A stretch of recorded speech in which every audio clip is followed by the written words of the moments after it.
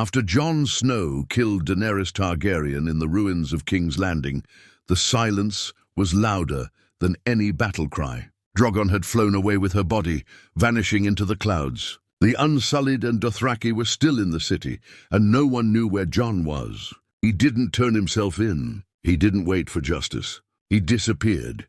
But this Jon was not the same man who used to take the honorable road. The war, the deaths, the betrayal, especially Daenerys' madness, had changed him. Deep inside, something had broken. And in that broken place, a new fire was born. A fire not of love or duty, but of survival. He had killed a queen. He could not go back to the north. He could not just run. Not anymore. Jon knew he had Targaryen blood, and in that moment he chose to use it. Instead of running away, Jon went underground. He reached out to the few loyal Northmen left in the city, hidden in the shadows. Some were part of Arya's secret scouts. Others were men who had fought with him against the Night King and still believed in him. Daenerys burned innocent people alive, Jon told them. I stopped her. I ended it. They looked at him with respect but also fear. He had done something no one else could. But now, he continued, Tyrion's locked up.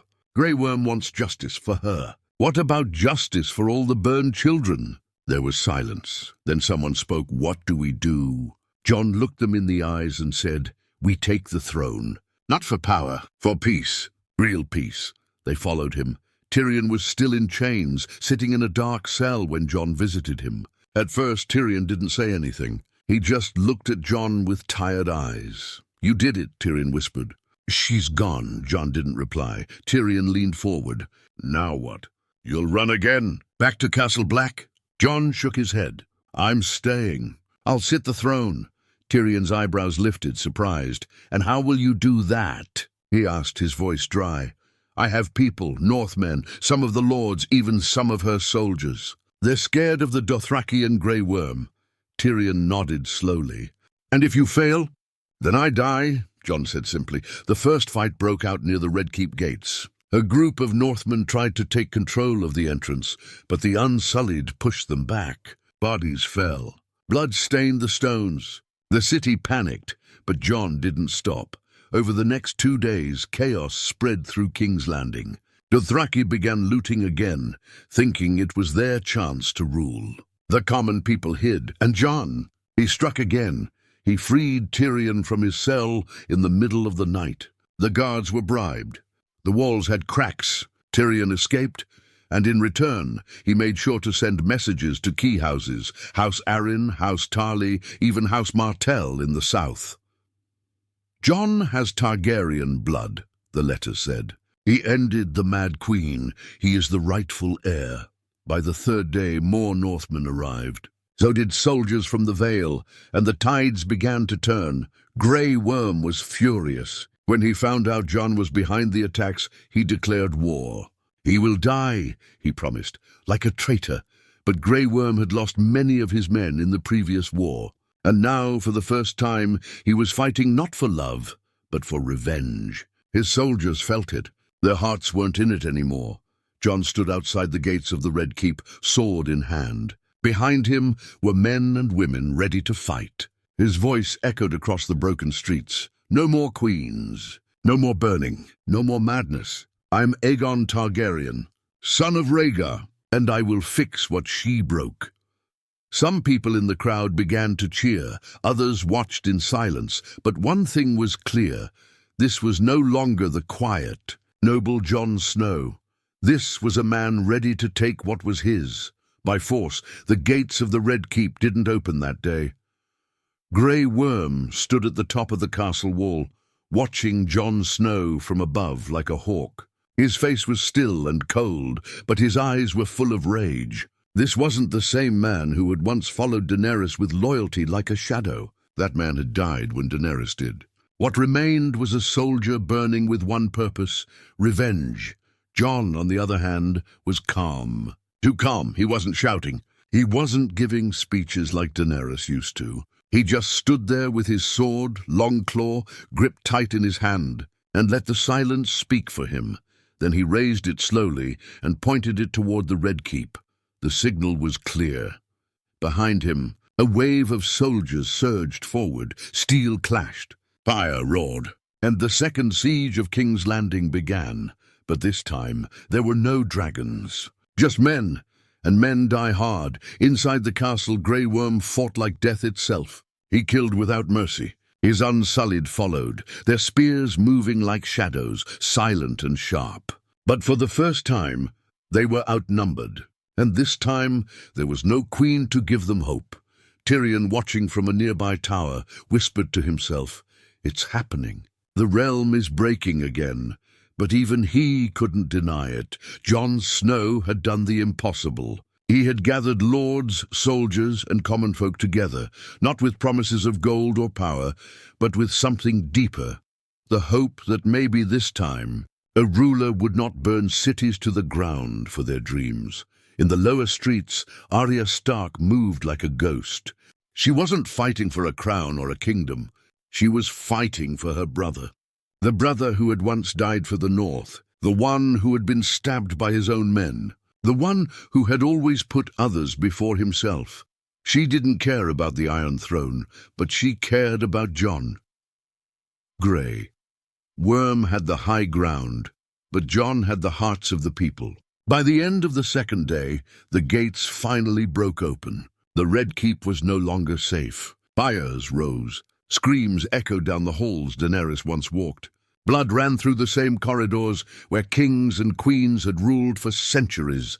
Jon entered through the shattered main door, armor dirty, sword bloody. But his eyes were clear. He didn't flinch as bodies fell around him. He just kept walking. Grey Worm met him at the base of the Iron Throne chamber. His face was cut. His arm was bleeding.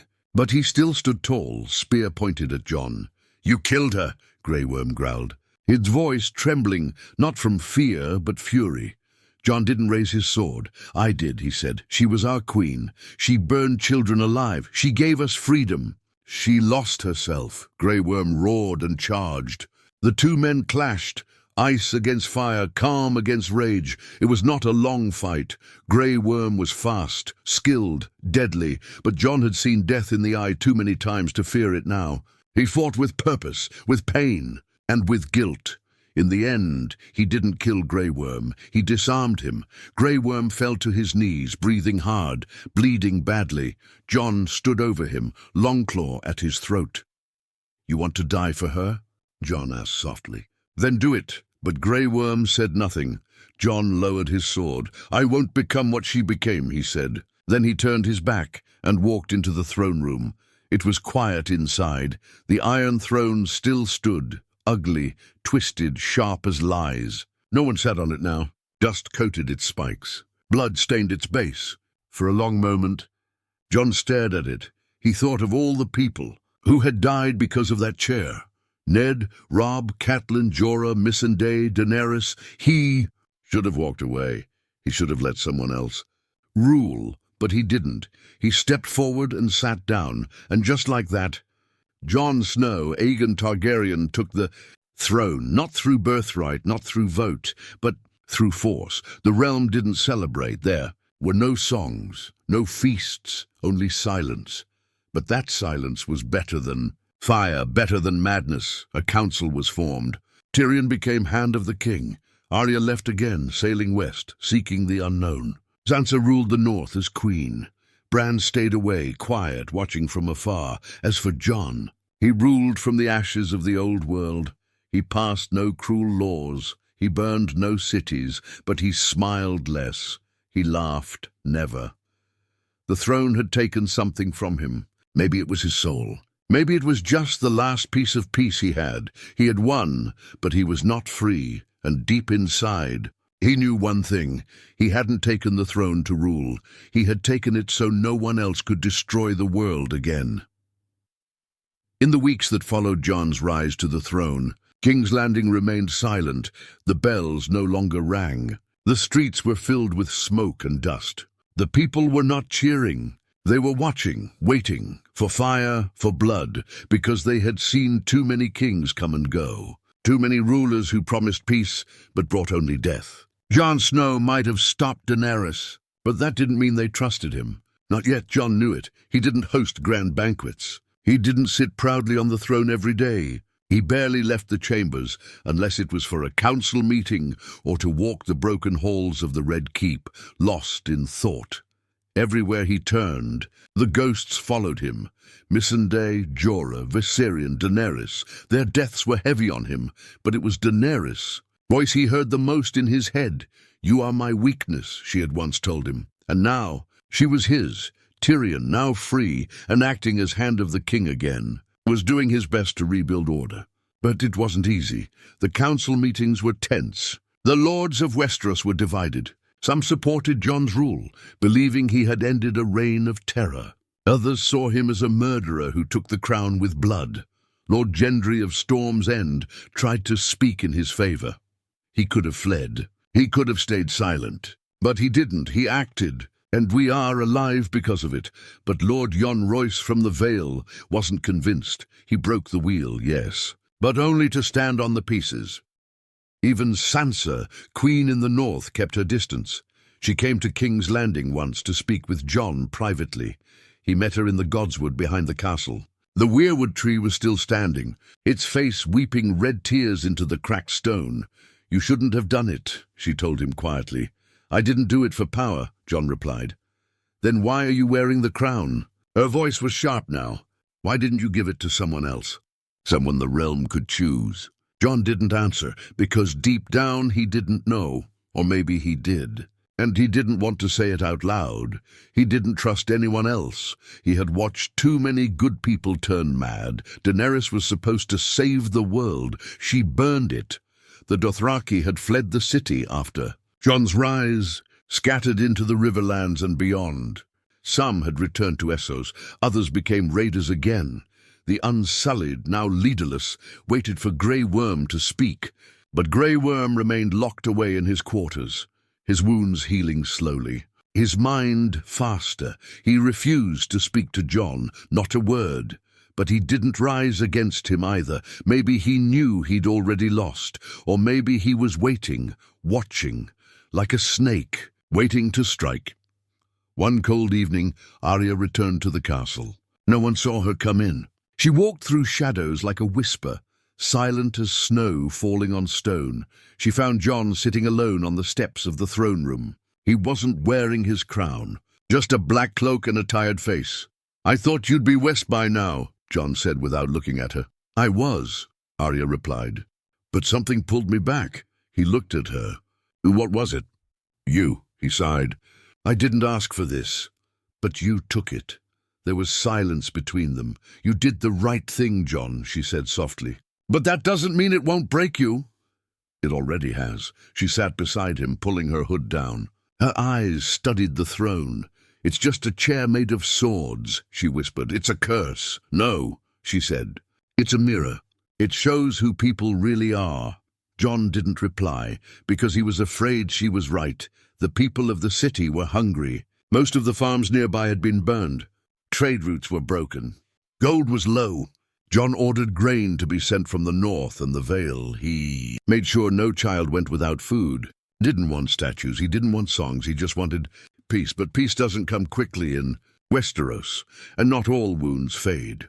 One night, there was an attempt on Jon's life. A shadow slipped into his room, a dagger raised high. Jon woke up just in time. He caught the arm mid-swing, eyes locking with the attacker, a boy no older than 16. "Why?" Jon asked, pinning him to the ground. The boy spat at him. "For the Dragon Queen." Jon looked into the boy's eyes and saw no fear, only pain. He didn't kill the boy. He let him go. He ordered the guards to give him food and release him. Outside the city, when Tyrion found out, he was furious. "You can't lead like this. Jon, you'll be seen as weak." Jon just looked at him. "I'd rather be weak than become another tyrant."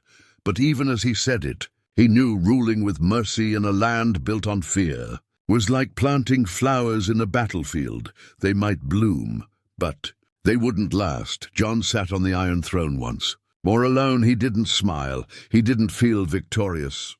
He could hear was Daenerys' voice in his head. They don't get to choose, and yet here he was. A king no one had chosen. The crown sat on Jon's desk. Not his head. He hadn't worn it in weeks. He didn't need to.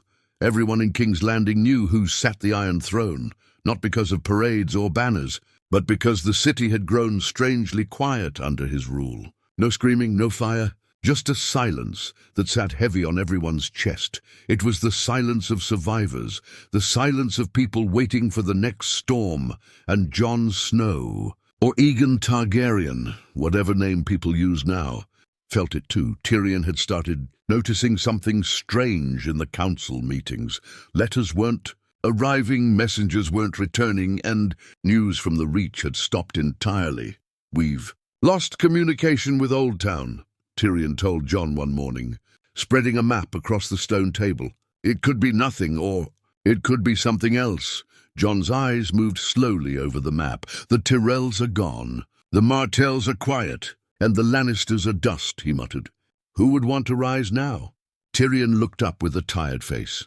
"Someone who thinks you don't belong on that throne." By the end of the week, a name started spreading like wildfire. Sir Edric Storm, a forgotten bastard of Robert Baratheon, raised in secret in the Stormlands. No one had taken him seriously before, but now he was calling himself the true Storm King, and he had support. Old knights who had served Robert, bitter lords who had lost everything under Daenerys' rule and didn't trust Jon, and worst of all, the faith of the Seven. Yes, the High Septons were whispering in their temples that Jon Snow is a Targaryen bastard who murdered his queen and stole the throne. Jon didn't care much about insults, but he knew what happened when religion got involved. He'd seen it with Stannis, he'd seen it with the Sparrows. It never ended in peace. The council argued over what to do. Lord Davos wanted to parley, to talk, find a peaceful way out. Bran, who had somehow kept his seat as Lord of Highgarden, laughed.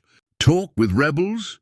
We burn 'em. That's how Robert would have done it." "I'm not Robert," Jon said calmly. Tyrion leaned forward. "But if we do nothing, the realm will split again. They'll see you as weak." "I won't burn cities," Jon said again. Firmer this time. "Not like her." Tyrion gave a small, sad smile. "That's the problem. To keep the peace, you have to scare them. But to scare them, you become her." Jon stood up without saying a word.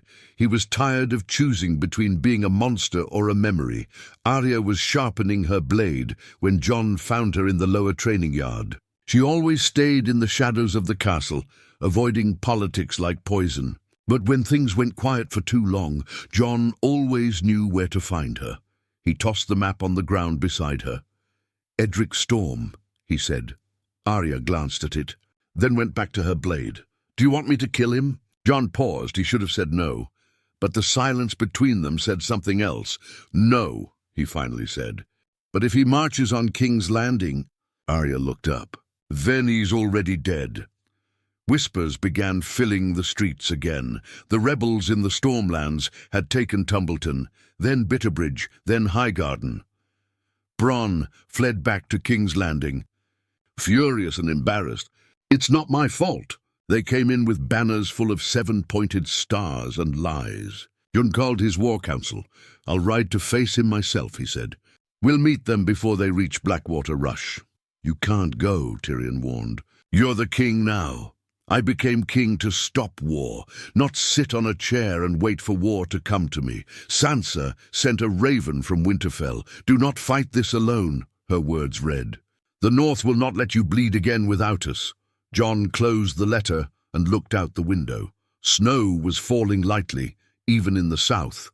Before leaving, he visited the throne one last time. He didn't sit on it. He just looked at it like it was mocking him, like it was whispering, "You wanted peace. Then why does it still smell like blood?" He walked away without touching it. The march was slow and heavy. Jon rode at the front. No crown, no golden armor. Just his black cloak and Longclaw at his side. When his army reached the Blackwater, the two sides camped under the same moon, watching each other across the river. Sir Edric sent a raven that night. A single message: "You are not the king. You are the mistake." Jon didn't reply, but his hand tightened around his sword. That night, he dreamed of Daenerys again. She was standing in the throne room, her hair silver, her eyes burning. "You killed me," she whispered. Jon nodded. "I did. You could have ruled with me. I couldn't let you burn the world." She stepped closer. "But you'll burn it anyway." Jon, piece by piece, one rebellion at a time, he woke up with a start, sweating, breathing hard, and for the first time, he wasn't sure she was wrong. Dawn broke over the Blackwater rush, but there was no peace in it, no warmth. Just a grey light stretching across the muddy fields and the two armies staring each other down. Jon stood beside his horse, armour half-fastened, cloak damp from morning dew. He looked across the river at Sir Edric Storm's camp, rows of banners with the crowned stag and seven-pointed stars flapping in the cold wind. A strange mix of Robert's blood and the Faith's fire. Tyrion stood beside him, chewing his lip. "He's not just calling himself king," Tyrion muttered. "He's calling himself God's judgment." Jon stayed quiet. "He believes it," Tyrion continued. "That you murdered the mother of dragons and stole her throne. That you broke the natural order. You've become the villain in his story." Jon finally turned to him. "Then I'll end the story." Tyrion looked at him carefully. "You're starting to sound like Daenerys." That stung. Jon didn't answer. The battle began at noon, not with horns or shouting, but with the silence breaking. Edric's forces crossed the shallow river fast. Hundreds of men in brown and gold armour, shields painted with holy symbols, swords raised like they were marching for the gods themselves. Jon's forces met them in the field. The Vale's knights hit first, heavy and cold. Northmen followed, rough, tired, angry, but loyal to Jon like they were loyal to Ned Stark long ago. The clash was thunder. Jon fought in the front. He had no interest in commanding from the rear. Every time Longclaw struck, he saw the eyes of the boy who tried to kill him in King's Landing. Every time a soldier fell, he remembered Daenerys screaming as Drogon melted the city. He wasn't fighting Edric's army, he was fighting his past. Edric Storm came crashing through the lines like fire. He wore gold and black plate, and Robert's old warhammer, reforged and cruel, swung in his hands like it weighed nothing. When he saw Jon across the battlefield, he pointed straight at him. "You don't belong here, Targaryen." He roared, "This throne is built on lies." Jon didn't answer. He just moved forward. Their clash was brutal, steel on steel, hammer against Valyrian steel. Jon was faster, Edric was stronger. It wasn't graceful. It wasn't elegant. It was two broken men, trying to decide which one of them got to carry the burden of the realm. "I fight for the people." Edric spat. Jon blocked a swing. "Then stop making them die." Another swing. Another clash. "I'll be the king they choose, not one who sneaks in through shadows and blood." Jon shoved him back, blade at his throat. "You think this throne was my dream? You think I wanted this?" Edric smiled bitterly. "Doesn't matter what you wanted, only what you became."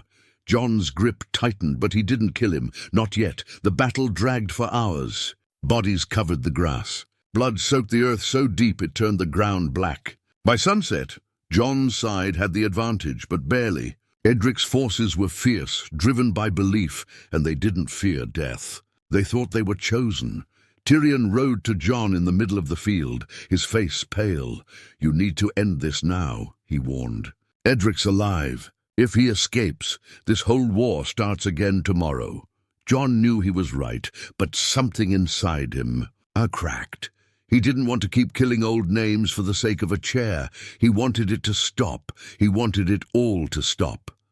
That night, Jon ordered a ceasefire. He sent a message across the field, a meeting. 1 hour, no guards, just him and Edric, to everyone's surprise. Edric agreed. They met under an old tree by the river. "Just 2 men. Say what you came to say," Edric said. Jon looked tired. He looked older than his years, like the war had aged him twice over. "You don't want the throne," Jon said. "You want justice." "I want a ruler the people can trust. They'll never trust me." Edric raised a brow.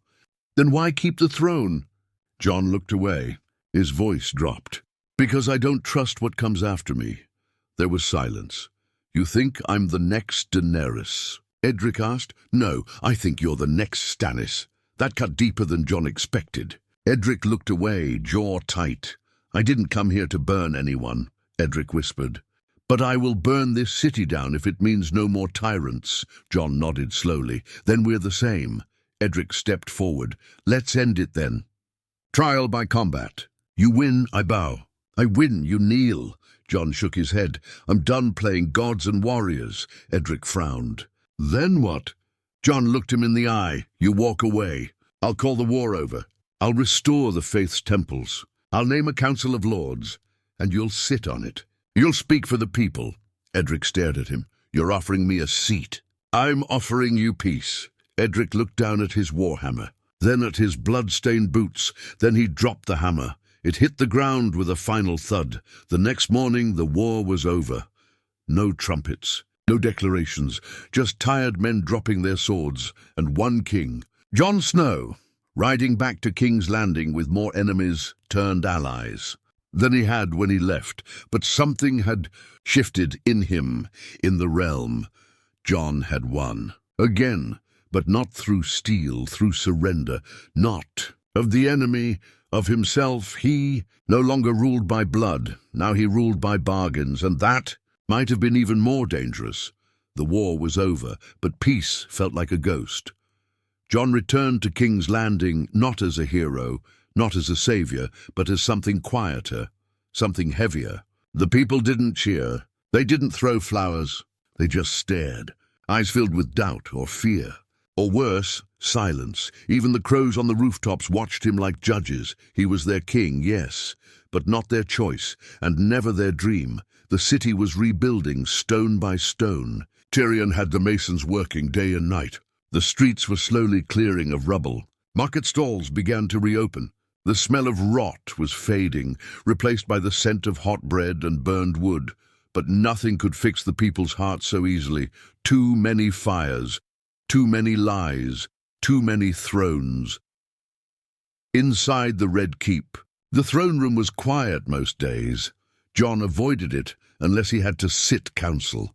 He spent most of his time in the old library, surrounded by maps, letters, and silence. Arya had left again, sailing west with no promise to return. Sansa ruled the north, sending only formal messages. Bran had vanished into dreams again. Sam wrote to him often, but even his letters felt like echoes of another life.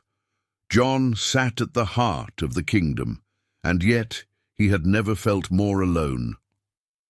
One day, as autumn winds blew into the capital, a small group arrived from the Reach. Priests, sisters of the faith, and a tall, quiet man in dark robes who called himself Septon Derrin, a man who had once walked among the poor fellows and now held the ear of many in the south. He requested an audience. Tyrion warned Jon against it. They'll test you, he said. Not your sword. Your soul, Jon agreed anyway. They met in the throne room, not in secret, but in front of the court. Jon sat on the Iron Throne, crown on his head for the first time in weeks. Septon Derrin stood in the center of the room, his voice calm but sharp. You rule this land by blood and blade, he began, but do you rule it by grace? Jon said nothing. You killed Daenerys Stormborn, Derrin continued. By your hand her fire was ended. Tell us, was it justice or fear? Tyrion shifted beside the throne, eyes narrowed, but Jon leaned forward slightly, his voice low but clear. She stopped being a queen when she burned children alive. I ended her not out of fear, but mercy. There were murmurs in the hall. Septon Derrin did not flinch. And what of the war that followed? The thousands who died in your name? The boy you spared, who tried to kill you? Did mercy save him or condemn him to try again? Jon's jaw tensed. Mercy doesn't guarantee peace, but vengeance guarantees war. The Septon studied him, and for a long moment he said nothing. Then he gave a small nod and walked away. That was the closest thing Jon ever got to forgiveness. Winter came early. Snow returned to King's Landing for the first time since the Targaryen girl died. It came softly, like a whisper, a reminder. Jon stood at the broken window of the Red Keep, watching it fall. He thought of Ghost, of Castle Black, of Maester Aemon. Kill the boy, the old man had said once. Let the man be born. But Jon hadn't killed the boy inside. He had buried him, and now he wasn't sure what was left. One evening, Tyrion brought news. The lords want an heir. Jon blinked. What? They say a realm cannot rest if it does not know who comes next. I have no heir, then make one. Jon turned away. I can't love anyone again. Not after. Tyrion stepped closer. No one's asking you to love. They're asking you to plan. That's the same mistake she made, Jon said bitterly. Planning to break the wheel. Planning for a world that doesn't exist. He stared at the throne behind him. It always breaks you. First, rumors began to spread that, Jon was cursed, that the North would rise again and tear down the crown, that the Iron Throne itself was poisoned, and no king could sit it long without going mad. Some said the ghosts of the old kings still walked the halls at night. Others whispered of a white wolf that roamed beyond the wall, howling at the moon, waiting for a king who had lost his name. One night, Jon visited the dragon pit. It was mostly ruins now. Cracked stone, burned walls, and empty echo. But something drew him there. He stood in the center of the pit, looking up at the stars, the cold wind wrapping around him like a memory. Then, from the shadows, a sound, wings, a gust of hot air, a presence, Drogon older, bigger, scars across his flank, eyes burning like coals. He landed with a shuddering crash, smoke pouring from his nose. Jon didn't move. Drogon stepped forward, closer, then lowered his head. Jon touched his snout. No fear, no fire, just grief. They both knew what they had lost. They both knew who they had failed. And for a moment, under the stars, king and beast stood together in silence. Not enemies, not monsters, just survivors of a story that had gone too far. Jon Snow, Aegon Targaryen, ruled for 10 more years. He never remarried. He never named an heir. He ruled fairly, quietly, sometimes coldly, but the realm, for a while, stayed whole. And when he finally vanished one night, leaving his crown behind on the throne and no trace of where he'd gone, no one claimed it, because no one truly wanted it, not anymore. The Iron Throne remained, but empty, and in the end, that was his final gift to the world. He ruled so no one else would have to. He suffered so no one else would burn.